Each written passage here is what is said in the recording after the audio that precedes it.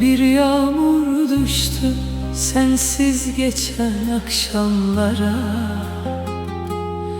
Adını yazdım kırık bütün dualara. Bir sen kaldın içimde, bir de özlemim. Yaralı bir sevdayım kendi yollarımda. Gözlerindeyse bahar olur ömrüme.